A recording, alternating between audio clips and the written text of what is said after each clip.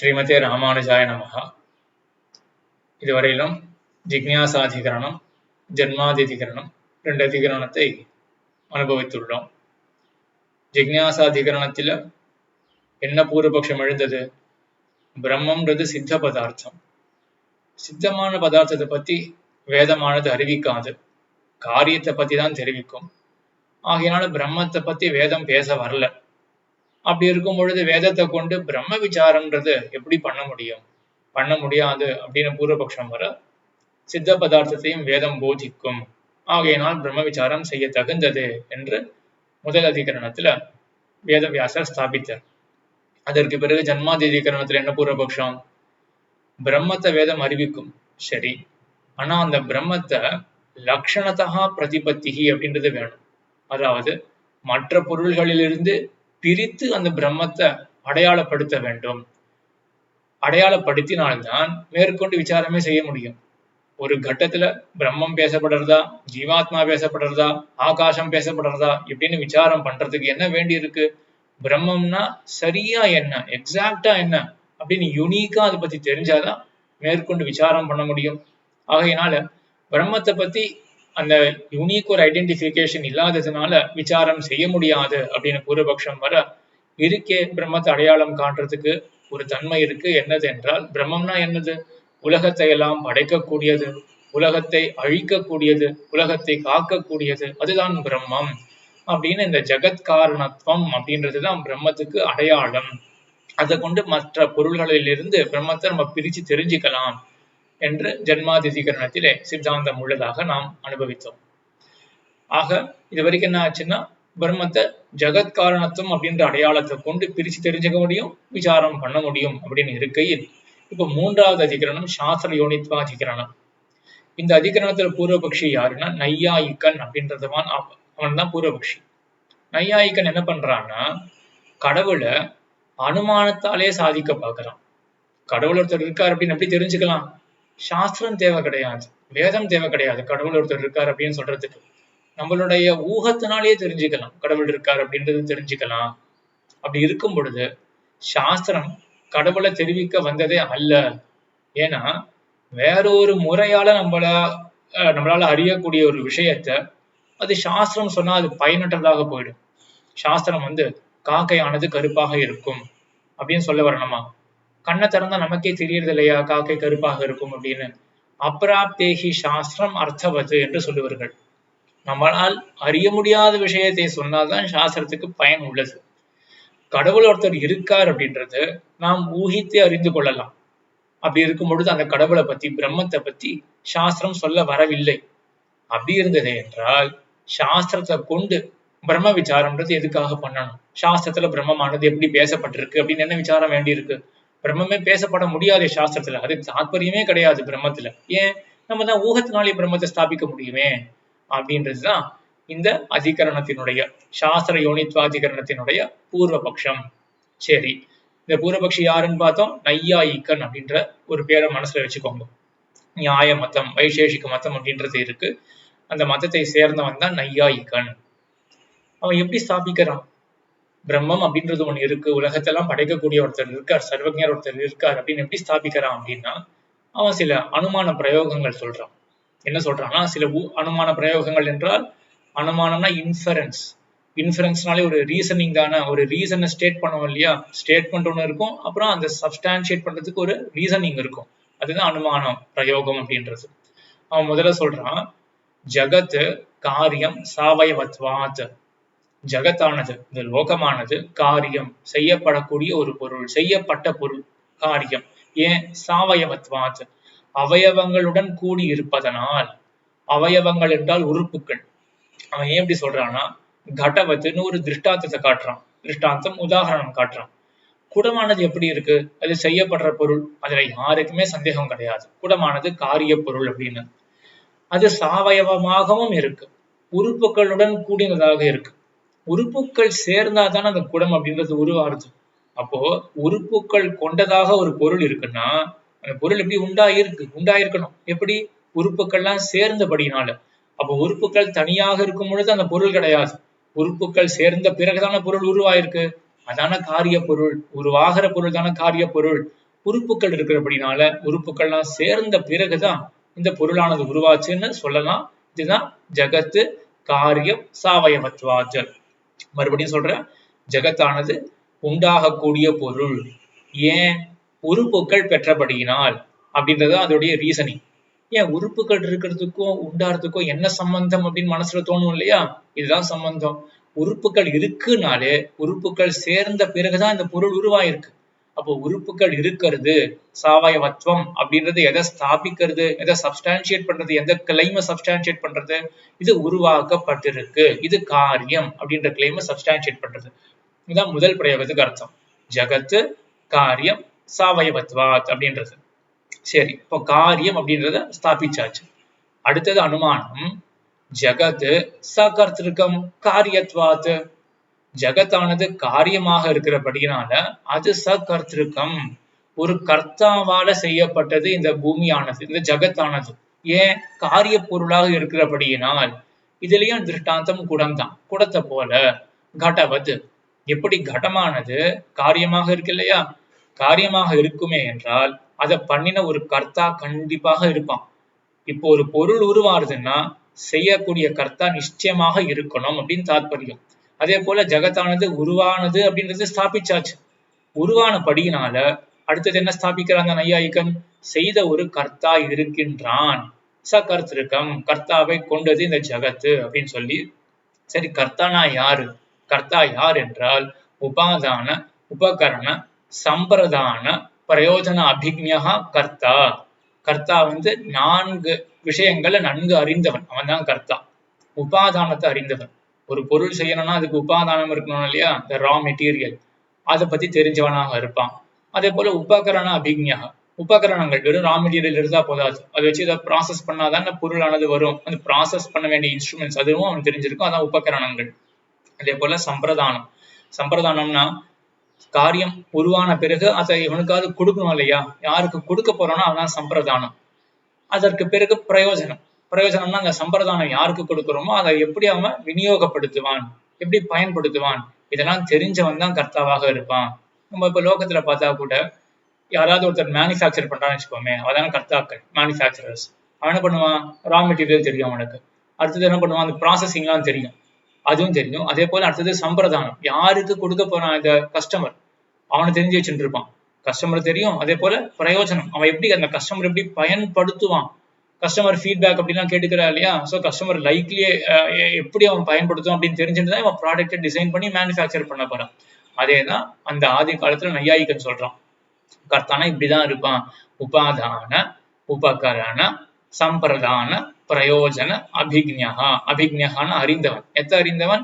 உபாதானத்தை அறிந்தவன், உபகரணத்தை அறிந்தவன், சம்பிரதானம் யாருக்கு கொடுக்க போறோம் காரியத்தை, அந்த பொருளை யாருக்கு கொடுக்க போறோம், அந்த சாவன் சம்பிரதானம், அவனை அறிந்தவன். அதே போல அந்த சம்பிரதானம் யாருக்கு கொடுக்க போறோம், அவன் எப்படி பயன்படுத்த போறான், என்ன பிரயோஜனம் அவனுக்கு, அத்தையும் அறிந்தவன் அவன் தான் கர்த்தா. ஆகையினால எப்படி குடத்துக்கு இந்த மாதிரி ஒரு கர்த்தா இருக்கானோ, ஏன் அது செய்யப்படுற பொருளாக இருக்கிறபடினால, அதே போல ஜகத்துக்கு இந்த மாதிரி ஒரு கர்த்தா இருப்பான் அப்படின்றதுதான் நையாயிகனுடைய அனுமானம். ஆக வந்துருது. அப்ப ஜகத்தை வந்து படைக்கக்கூடியவன் ஒருத்தன் இருக்கான், அவன் தான் கடவுள் அப்படின்னு அனுமானத்தினாலே தெரிஞ்சுக்கலாமே அப்படின்னு நையாயிகன் சொல்ல, இங்க எம்பெருமானார் வந்து ஸ்ரீபாஷ்யத்துல எப்படி அமைக்கிறாருன்னா, நையாயிகன் இப்படி சொன்ன உடனே தான் நேர்ல வந்து ஒரு பதில் சொல்லல. எம்பெருமானார் என்ன பண்றாருன்னா, அந்த காலத்துல மீமாம்சக்கன் அப்படின்னு மற்றொருத்தர் இருந்தான், வேற ஒரு மதம் மீமாம்சா அப்படின்றது ஜெய்மினியோடைய அந்த ரிஷி சொன்னது. அதை அவலம்பித்தவன், அதை சார்ந்தவன் மீமாம்சக்கன். அவனுக்குமே வந்து இந்த அனுமானம் வந்து ஒத்து வரல. அவனும் இந்த அனுமானத்தை ஒத்துக்கல. அனுமானத்திலான கடவுளை சாதிக்க போறான் அப்படின்றது அனுமானம் அவனுக்கும் பிடிக்கல. ஆனா அவன் எப்படிப்பட்டவன்னா, அவன் கடவுளையே ஒத்துக்காதவன். அவன் நிரீஸ்வர மீமாம்சகன். கடவுளே ஈஸ்வரனே கிடையாது அப்படின்னு சொல்றவன். வெறும் சித்து இருக்கு, அச்சித்து இருக்கு, அவ்வளவுதான், 2 முடிஞ்சு போச்சு. ஈஸ்வரன் அப்படின்னு தனியா ஒருத்தன் கிடையாது அவனுடைய மதத்துல. அவன் என்ன பண்ணானா, அவனுக்கு என்ன, இந்த அனுமானம் அது ஒத்துக்காதவன் இல்லையா, அவன் வாயிலாக உடையவர் சில கேள்விகளை எழுப்பி அதுக்கு மேல ஒரு பிரச்சனைகள் அப்படின்னு இந்த மாதிரி ஒரு கிரமத்தை உடையவர் ஆசிரியிக்கிறார். ஆக இது வரைக்கும் என்ன ஆயிருக்குன்னா, இந்த ஒரு நாடகத்துல டிராமால என்ன ஆயிருக்குன்னா, நையாயிகன் வந்திருக்கான், அவன் வந்து தன்னுடைய ஸ்டேட்மெண்ட்டை சொல்லிட்டான், அதுக்கு சப்ஸ்டான்ஷியேட் பண்றதுக்கு அந்த கிளைமை சப்ஸ்டான்ஷியேட் பண்றதுக்கு ரீசனிங்கும் சொல்லியாச்சு. இப்ப இந்த மீமாம்சகன் வந்து சொல்றான், நையாயிகனே நீ சொல்ற அனுமானமானது தவறு அப்படின்னு மீமாம்சகன் வரான். அவன் என்ன சொல்றான்னா 3 தோஷங்கள் சொல்றான் இந்த அனுமானத்துல. சித்த சாதனமாக இருக்கு, சோபாதிகமாக இருக்கு, அதே போல விருத்தமாக இருக்கு. 3 தோஷங்கள். என்னது? சித்த சாதனமாக இருக்கு, சோபாதிகமாக இருக்கு, விருத்தமாக இருக்கு. என்ன 3 தோஷங்களை முறையே பார்ப்போம். சித்த சாதனம் அப்படின்னா என்ன சொல்ல வரான மீமாம்சகன்? நீ சொன்ன இல்லையா, உலகத்தை படைத்தவன் ஒரு கர்த்தா இருக்கான் அப்படின்னு சொன்ன இல்லையா, நானும் ஒத்துக்கிறேன் அப்படின்னு சொல்லிட்டான் அவன். ஆனா என்ன சொல்றான்னா, அந்த கர்த்தா யாரு தெரியுமா? நானும் நீயும் 2 பேரும் ஒத்துக்கக்கூடிய ஜீவாத்மா தான். அதை தவிர தனியா ஒரு பரமாத்மா ஈஸ்வரன் அப்படின்னு நீ சொல்ற இல்லையா, கடவுள் அப்படின்னு சொல்ற இல்லையா, அவன்லாம் கிடையாது. இந்த உலகத்தை படைக்கிறவன்னு ஒருத்தன் இருக்கான் அப்படின்றத நானும் ஒத்துக்கிறேன். ஜீவாத்மாவை தான் படைக்கிறான். எப்படி ஜீவாத்மா படைக்க முடியும் அப்படின்னா, அந்த காலத்துல எல்லாருமே சாஸ்திரத்தை ஒத்துண்டவர்கள், அவர்களுடைய பேச்சு இருக்கிறதுனால அந்த லைன்ல நம்ம திங்க் பண்ணி பார்க்கணும். இந்த மீமாம்சகன் என்ன சொல்றான்னா, யாகங்கள்லாம் பண்ணா அதுக்கு பலன் இருக்கு அப்படின்றத நையாயிக்கனே நீ ஒத்துக்கிறியா? ஆமா நான் ஒத்துக்கிறேன், நானும் சாஸ்திரத்தை ஒத்துக்கிறவன் தான். யாகத்தெல்லாம் பண்ணா பலன் இருக்கு. அந்த ஜோதிஷ்டோம யாகம் அப்படின்னு ஒண்ணு இருக்கு. ஜோதிஷ்டோமனா சொர்க்க காமோ யஜேத் அப்படின்னு இருக்கு. இப்போ சொர்க்கத்தை போய் சேரணும் அப்படின்னா ஜோதிஷ்டோம யாகத்தை பண்ணணும் அப்படின்னு இருக்கு. அதே ஜோதிஷ்டோம யாகம் வந்து சர்வேபியா ஜோதிஷ்டோமஹா சர்வேபியா தர்ஷகுணமாசோ அப்படின்னு இருக்கு. எல்லா பலன்களுக்காகவும் இந்த யாகத்தை பண்ணலாம் அப்படின்னு இருக்கு. அப்போ ஒரு ஜீவாத்மா அவனுக்கு வந்து மழை வேணும், இல்லைன்னா அவனுக்கு நதி ஓடணும் அப்படின்னு ஒரு எண்ணம் இருக்குன்னு வச்சுக்கோமே, அதை குறித்து அவன் ஜோதிஷ்டோம யாகம் பண்ணா கூட அந்த பலனானது கிட்டும் அப்படின்னு சாஸ்திரத்துல இருக்கு. இதை நையாயிக்கணும் ஒத்துக்கொள்ற ஒரு நிலை. அந்த நிலையில தான் நம்ம இருந்துட்டு இதை பத்தி யோசிச்சு பார்ப்போம். அப்போ இந்த உலகத்தெல்லாம் படைக்கிறவன் ஒருத்தன் இருக்கான் அப்படின்னு சொல்ற இல்லையா, அது அந்த ஜீவாத்மா தான். யாகங்களை செய்து இப்போ ஜோதிஷ்டம யாகத்தை நதி ஓடுறதுக்காக நான் பண்ண வேண்டும் அப்படின்னு நினைச்சான்னா, ஜோதிஷ்டம யாகத்தை பண்ணி ஒரு நதியை பெற முடியுமானால அந்த ஜீவாத்மாவால மலையை பெற முடியும். இது ஒரு ரீதி. மற்றொரு ரீதி என்னன்னா யாகங்களை செய்யறதுனால அதுக்குண்டான பலத்தை இந்த ஜீவாத்மா அனுபவிச்சு ஆகணும் இல்லையா.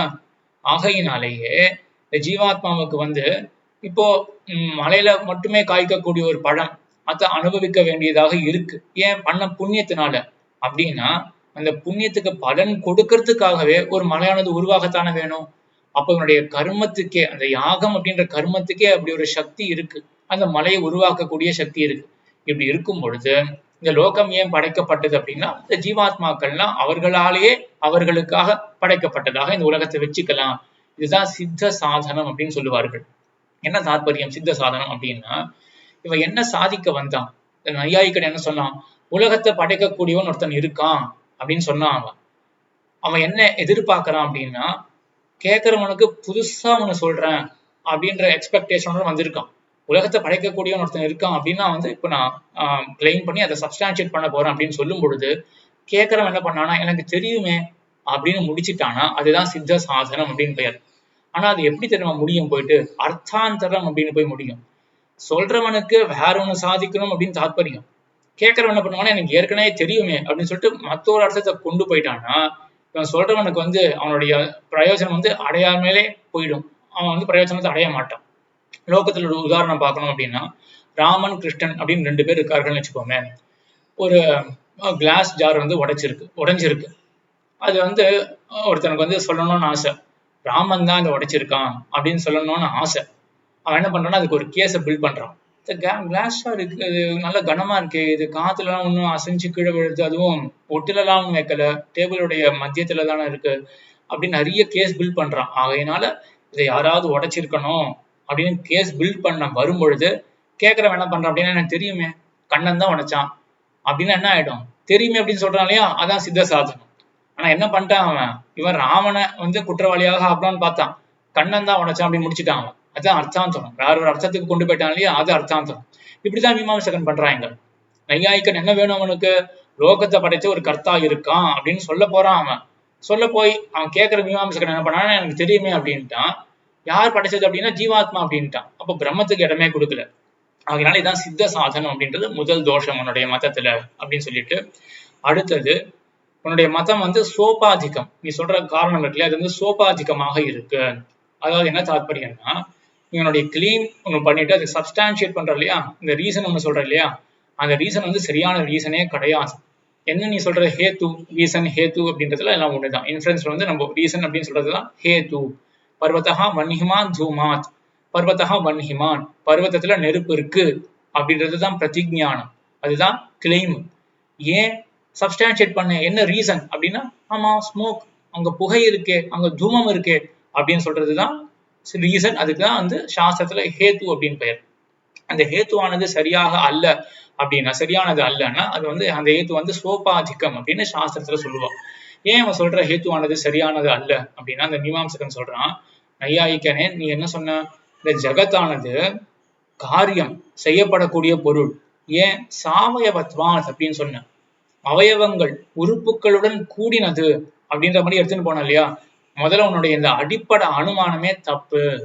உலகமானது காரியம் அப்படின்னு ஸ்தாபிக்கிற இல்லையா, அதுக்கு என்ன ரீசன் சொல்ற, உறுப்புகள் கொண்டது அப்படின்றத சொல்ற இல்லையா, அது காரணமே கிடையாது. ஒரு பொருளானது காரியம் அப்படின்னு ஸ்தாபிக்கணும்னா அது என்னவா இருக்கணும்னா சக்கிய கிரியமா இருக்கணும். சக்கிய கிரியம்னா செய்யப்படக்கூடியதாக ஒரு பொருளாக இருக்கணும்.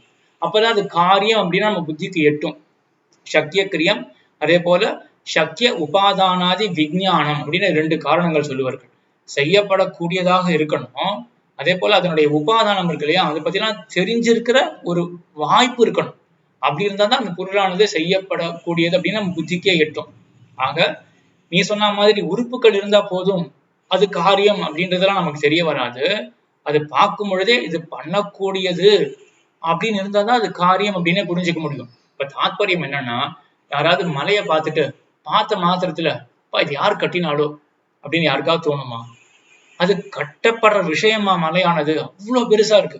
ஒரு பெரிய மாளிகையை பார்த்துட்டு நம்ம வீடை கஷ்டப்பட்டு கட்டினோம், இந்த மாளிகை எவ்வளவு பெருசா இருக்கு, எவ்வளவு கஷ்டப்பட்டு கட்டியிருப்பார்களோ அப்படின்னு தோணும். மலையை பார்த்துட்டு நம்ம வீடை கஷ்டப்பட்டு கட்டினோம், இவ்வளவு பேர் மலையா இருக்கே, இது எவ்வளவு பேர் எப்படி கட்டியிருப்பாளோ அப்படின்னு யாருக்குமே தோணாது இல்லையா. ஏன் தோணாது? அது சக்கிய கிரியமே கிடையாது. அது பார்த்த உடனே செய்யப்படக்கூடிய ஒரு பொருளாகவே தோணாது இல்லையா. அதனால ஜகத்து காரியம் சக்கிய கிரியத்வாத் அப்படின்னு தான் சொல்ல முடியும். எது எதெல்லாம் வந்து சக்கிய கிரியமோ செய்யப்பட முடியுமோ அதனாலதான் நம்ம காரியம் அப்படின்னு புரிஞ்சுக்க முடியுமே ஒழிய, உறுப்புகள் இருக்கு ஆகையால அது செய்யப்படக்கூடியது அப்படின்றதுலாம் யாருக்குமே புரியாது அப்படின்னு. இதை வந்து இன்னும் கொஞ்சம் புரிய வைக்கிறதுக்கு ஒரு லௌகிக உதாரணம் இன்னொன்னு தோணித்து, அதை கூட சேர்த்து சொல்றேன். இப்போ ஒரு மாடி இருக்கு, ஒரே ஒரு மாடி கொண்ட ஒரு வீடு இருக்கு. அந்த வீடு வந்து திருட்டு போயிருச்சு. கீழே நல்லா பேஸ்மெண்ட் நல்லா பூட்டி வச்சுட்டா, ஃபர்ஸ்ட் கிரவுண்ட் ஃப்ளோர் நல்லா பூட்டி வச்சுட்டா. அப்ப என்ன தெரிஞ்சுட்டு இருக்கா அப்படின்னா, மேல ஏறி குதிச்சுதான் அதை வந்திருக்கான் திருடன். சரி, இப்போ ஒரு மாடி ஏறி வந்திருக்கானா, இப்பா பெரிய திருடனா இருப்பான் அப்படின்னு. அது ஒரு மாடி கொண்ட வீட்டினுடைய விஷயம். 3 மாடி இருந்தது ஒரு வீட்டுல, அங்கேயும் பேஸ்மெண்ட்டா நல்லா பூட்டி இருக்கு, எல்லாம் ஆயிடுச்சு. ஃபர்ஸ்ட் ஃப்ளோர் செகண்ட் ஃப்ளோர் எல்லாமே நல்லா கம்ப்ளீட்லி சீல்டா இருக்கு. அப்போ அவ என்ன யோசிப்பா, இப்போ 3 மாடி அந்த திருடன் ஏறி இருக்கணும், ஒரு மாடி ஏறதுக்கு இவ்வளவு நேரம் அப்படின்னா 3 மாடி ஏறதுக்குன்னா அப்போ அது இன்டூ 3 அப்படின்னு லீனியராலாம் பண்ண முடியாது. நடுவில் வந்து என்ன பண்ணணும், ஏதாவது வெயிட் டைம் ஏதாவது கொடுக்கணும் அப்படின்னு கால்குலேஷன்லாம் போட்டு, சரி அப்போ 1 மணி நேரம் ஆச்சு ஒரு மாடி ஏறதுக்கு, 1 மணி நேரம் அது என்ன ஒரு 10 நிமிஷம் ஆச்சு அப்படின்னா இங்க வந்து ஒரு 1 மணி நேரம் ஆயிருக்கும் 3 மாடி ஏறதுக்கு அப்படின்னு கால்குலேட் பண்ணுவா. சரி, உலகத்திலே ரொம்ப உசந்த பில்டிங் ஏதோ வெளிநாட்டுல இருக்கு, 160 மாடிகள் கொண்டது. அது மேல ஒருத்தன் உட்கார்ந்து இருக்கான். அது வந்து வெளிலேருந்துலாம் யாருக்கா தோணுமா அதை பார்த்த உடனே, கீழே எல்லாம் பேஸ்மெண்ட் ஃபுல்லு லாக்டா இருக்கு, எல்லாமே சீல்டா இருக்கு அப்படின்னு வச்சுக்கோமே. அவன் மேல உட்காந்துருக்கான், இந்த சீலிங்ல அந்த டாப் ஃப்ளோர்ல உட்காந்துருக்கான் அவன். அதை பாக்குறவனுக்கு வந்து சரி 3 மாடிக்கு இவ்வளவு நேரம், ஒரு 160 மாடிக்கு நடுவில் கொஞ்சம் வெயிட் பண்ணணும், ஆஸ்வாசப்படுத்திக்கணும் அப்படின்னு கால்குலேட் பண்ண ஆரம்பிப்பானா? நம்ம ஆரம்பிப்போமா? யாருக்குமே தோணாது இல்லையா. வெளிலேந்து அவனை ஏறினா, அவன் அந்த வந்து அந்த டாலஸ்ட் பில்டிங் வந்து வெளிலேந்து ஏறினா ஸ்கேல் பண்ணா அப்படின்றது வந்து யாருக்குமே தோணாது. அவர்களுக்கு என்ன தோணும், அவன் வந்து ஹெலிகாப்டர்ல இருந்து இல்லாட்டி பேராஷூட் பண்ணிருக்கணும், இந்த மாதிரி வேற ஏதாவது தான் தோணுமே ஒழிய, இப்படி நம்ம அனலைஸ் பண்ண மாட்டோம் இல்லையா. அதே போலதான் இங்கேயும் என்ன ஆயிடுச்சுன்னா, இப்ப மாளிகையை பார்த்த உடனே இவ்வளவு பெருசா கட்டியிருக்கான், எவ்வளவு நேரம் அப்படின்லாம் வந்து நம்ம அனலைஸ் பண்ணலாம். இதை பார்த்த மலையை பார்த்த உடனே எவ்வளவு நாள் ஆயிருக்கும் கட்டுறதுக்கு அப்படின்லாம் யாருக்குமே தோணாது இல்லையா. இதுதான் அசக்கிய கிரியம் அப்படின்னு பேர். அதனால ஜகத்து காரியம் சாவயவத்வாத் அப்படின்னு சொல்ல முடியாது. ஏன்னா அங்க வந்து அசக்கிய கிரியத்துவம் அப்படின்னு இருக்கு. அசக்கிய செய்யப்பட முடியாது அப்படின்னு இருக்கும் பொழுது அது காரியம் அப்படின்னு யாருக்குமே தோணாது அப்படின்றதுதான் இங்க வந்து 2வது தூஷணம், சோபாதிகத்துவம் அப்படின்ற தூஷணம். ஆக அது முடிஞ்சு போன பிறகு அடுத்தது வந்து விருத்தம் அப்படின்னு மற்றொரு தூஷணம் சொல்றான் இந்த மீமாம்சகர். என்ன சொல்றான்னா, நீ குயவனை கொண்டு நீ என்ன பண்ற, நீ குயவன் வந்து கடத்தை படைக்கிறான், அப்போ குடத்தை பண்ணக்கூடிய குயவனை கொண்டு அப்போ லோகத்தை பண்ணக்கூடிய ஈஸ்வரன் அப்படின்னு நீ சாதிக்க பாக்குற இல்லையா. அப்ப என்ன ஆகும்னா, குயவன் குடத்தை படைக்கிறான் இல்லையா, அந்த குயவன் வந்து ஒரு அக்னியன், எல்லாமே தெரிஞ்சிருக்க போது அவனுக்கு கம்ப்யூட்டர் தெரியாதுன்னு வச்சுப்போம், அவனுக்கு வந்து கார் ஓட்ட தெரியாது அப்படின்னு வச்சுக்கோமே. அப்படிப்பட்ட அக்னியனான குயவன் அதே போல அவன் சரீரத்தை கொண்டுதான் அந்த குடத்தை பண்றான். அதே போல அவனுக்கு ஏதோ ஒன்று வேண்டி இருக்கு. அவன் அனவாப்த சமஸ்த காமன். அவன் வேண்டியது ஏதோ ஒண்ணு குறைபாடு உள்ளவன் அந்த குயவன். அப்ப லோகத்தை படைக்கக்கூடிய ஈஸ்வரன் அப்படின்னு நீ ஒருத்தனை கல்பிக்கிறையே, அவனும் எப்படி இருப்பான் அப்படின்னா அக்ஞனாக இருப்பான் குயவனை போலவே, உடம்புடன் கூடியவனாக இருப்பான் குயவனை போலவே, அவாப்த சமஸ்த காமனாக இருக்க மாட்டான், குறைபாடு உள்ளவனாக இருப்பான் குயவனை போலவே. அப்படின்னு இதான் விருத்தமானது. நீ ஒருத்தனை ஸ்தாபிக்கணும்னு நினைக்கிற, ஆனா நேர் விருத்த தர்மங்கள். நீ எப்படி நினைக்கிற அந்த ஈஸ்வரன் ஸ்தாபிக்கணும்னு, சர்வஜன் சர்வேஸ்வரன் அவாப்த சமஸ்த காமன் அப்படின்னு ஸ்தாபிக்கணும்னு நினைக்கிற. இப்ப நேர் விருத்தமா என்ன வந்திருக்கு? அவன் அக்ஞன், அனவாப்த சமஸ்த காமன், குறைபாடு உள்ளவன், அதே போல அவன் அக்னி சரீரத்தை கொண்டவன் அப்படின்லாம் இருக்கு. ஆகையினால நீ சொல்ற அனுமானங்கள் எதுவுமே உனக்கு சாதகமாக இருக்காது அப்படின்றது மீமாம்சகனுடைய கூற்று நையாயிக்கனை குறித்து. அதுக்கப்புறம் என்ன நடக்கும் அப்படின்னா, நையாயிக்கன் இதுக்கு பதில் சொல்ல போறான். இந்த மீமாம்சகனுக்கு பதில் சொல்லி, அப்போ அந்த நையாயிக்கன் மீமாம்சக வாதத்தை வீழ்த்திடுவான். நையாயிக்கன் இருப்பான் இல்லையா, அப்ப எம்பெருமானார் நையாயிக்கனுடைய வாதத்தை புறக்கணித்து பிரம்மம் வேதாந்தத்தை கொண்டுதான் தெரிஞ்சுக்க முடியும் அப்படின்னு மேல ஸ்தாபிக்க போறார். அத அடுத்த உபன்யாசத்தில் அனுபவிக்கலாம். ஆழ்வார் திருவடிகளே சரணம், எம்பெருமானார் திருவடிகளே சரணம், ஜீயர் திருவடிகளே சரணம்.